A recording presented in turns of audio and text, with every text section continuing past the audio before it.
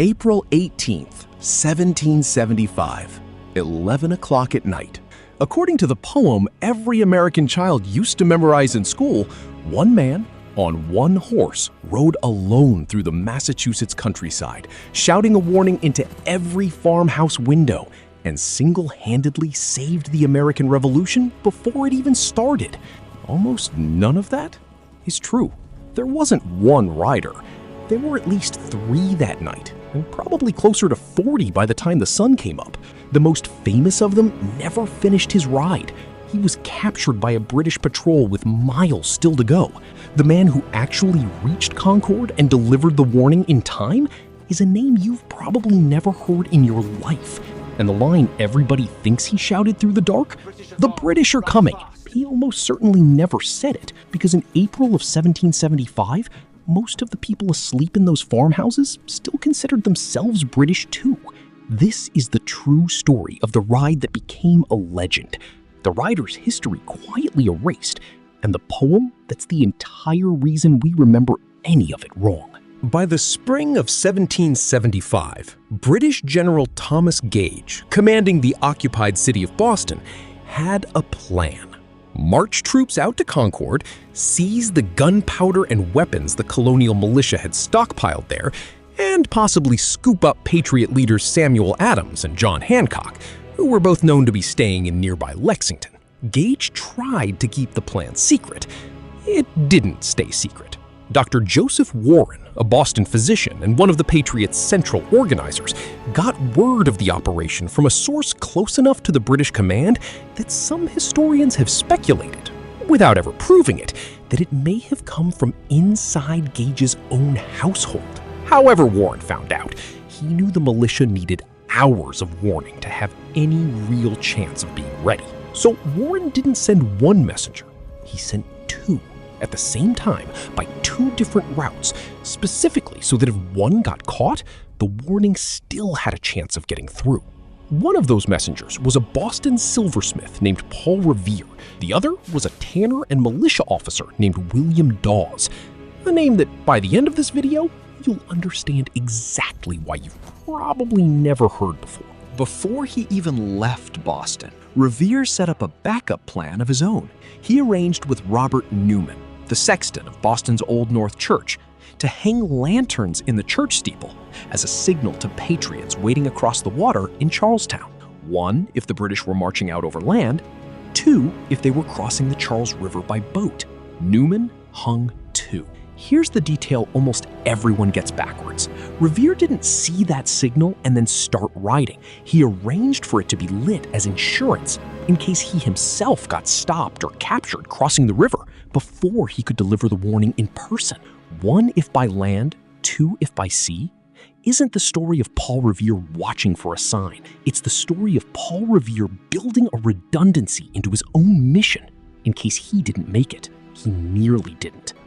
Revere had to row directly past a British warship anchored in the harbor to reach the far shore, in the dark, close enough that a single alert sentry could have ended the entire mission before it began. He made it across. On the other side, friends had a horse waiting for him. Around 11 o'clock at night, Paul Revere finally mounted up and rode into the dark toward Lexington. Revere didn't gallop through the countryside shouting at the top of his lungs. Secrecy was the entire point of the mission, and a rider screaming through the night would have alerted British patrols as easily as it alerted patriots. Instead, he rode from house to house, waking specific militia captains and local leaders, delivering his warning quietly, and trusting each of them to spread it further from there. And the words he actually used weren't "the British are coming." In April of 1775, most colonists in Massachusetts still considered themselves British subjects.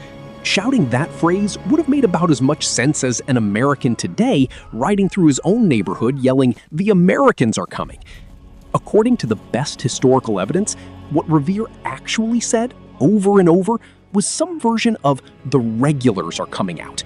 Regulars being the standard term for British Army soldiers, as opposed to colonial militia. Every house he stopped at didn't just receive a warning, it became another node in the network. By the time Revere reached Lexington, he'd triggered other riders in Charlestown and Medford, who triggered still more riders in the towns beyond them, until the alarm was spreading on its own, faster than any single horse could carry it. Revere reached Lexington around midnight, found Hancock and Adams, and warned them personally that they might be targets. Then he kept going, because Lexington wasn't the actual objective, Concord was. While Revere had been crossing the Charles River and riding the northern route, William Dawes had taken the other way out of Boston entirely, across Boston Neck, the narrow strip of land connecting the city to the mainland, guarded by British sentries who were actively watching for exactly this kind of thing. Dawes talked or bluffed his way past them and rode the long way around to Lexington, arriving separately from Revere, but at almost the same time. The two men met up at the house where Hancock and Adams were staying, compared notes, and decided to keep going together toward Concord to warn the militia stockpile there directly. On the road out of Lexington, they ran into a third man, Dr. Samuel Prescott, a young local physician who happened to be riding home that same night after visiting the woman he was courting. Prescott knew the roads around Concord better than either of the other two men combined, and he volunteered to join them. 3 riders, 1 road, and about 6 miles left to cover. None of them yet knew that a British patrol was already waiting somewhere ahead of them in the dark.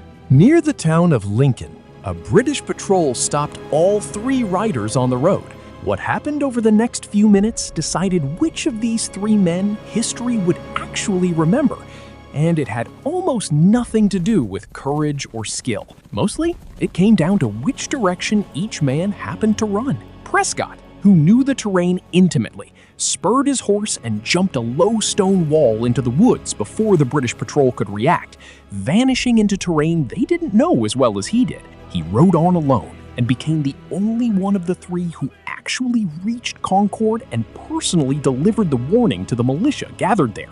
Dawes also managed to break free in the chaos, but fell from his horse shortly afterward and lost his mount entirely, ending his ride on foot well short of Concord.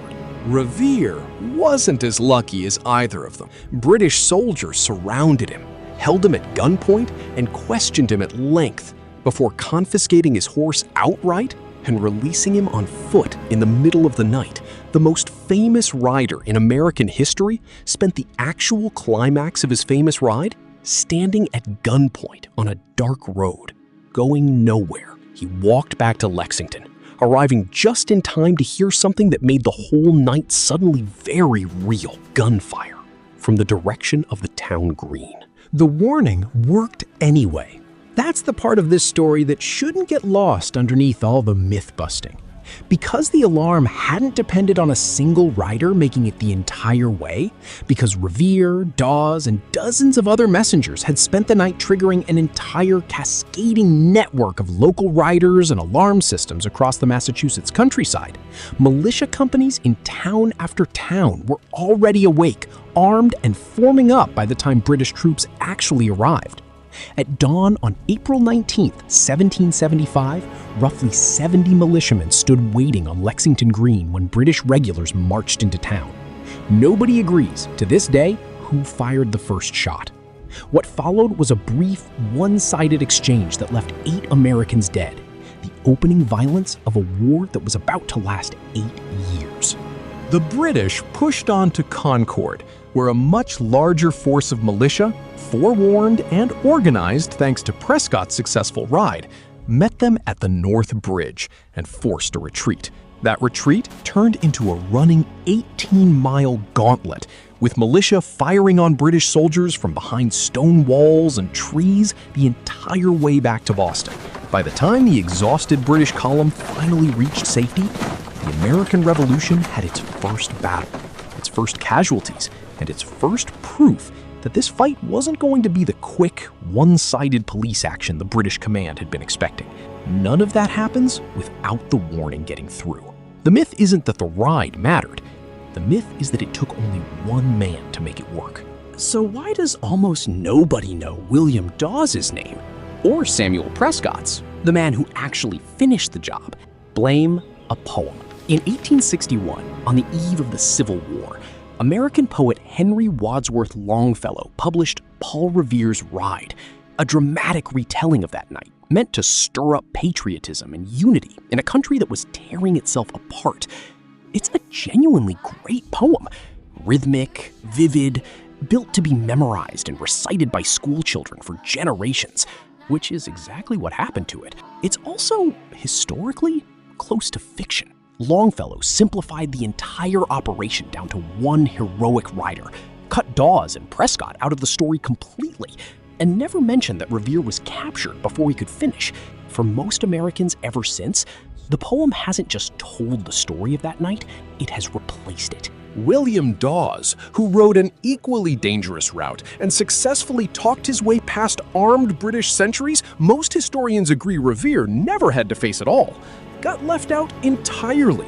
So completely that decades later, a writer named Helen F. Moore published her own satirical poem specifically about how unfair it was that Paul Revere happened to rhyme with enough words to build a legend around, and Dawes basically didn't. Samuel Prescott, the one writer out of the three who actually finished the mission Longfellow's poem describes, doesn't appear in it even once. That's the real story underneath the famous one. Not a lone hero riding through the dark, but a whole improvised network of ordinary people. A silversmith, a tanner, a small-town doctor sneaking home from a date, and dozens of writers whose names never made it into any poem at all, who between them got a warning across 16 miles of contested countryside in time to matter, and then watched history hand almost all the credit to the one of them who got caught. Paul Revere didn't fake his role in that night, and he doesn't deserve to be torn down for a poem he didn't write. He rode past an enemy warship in the dark, rode hard into hostile territory, and did exactly what he was asked to do, right up until 3 armed men on a dark road took the choice out of his hands. But the version of that night that actually deserves to be remembered isn't one man's ride. It's what a whole network of ordinary, mostly forgotten people managed to pull off together, with a few hours' notice and absolutely no guarantee it would work. If this story surprised you, hit subscribe. Drop a comment with the name you think history left out of the story it should be in. And if you learned something today, smash that like button so more people find this channel.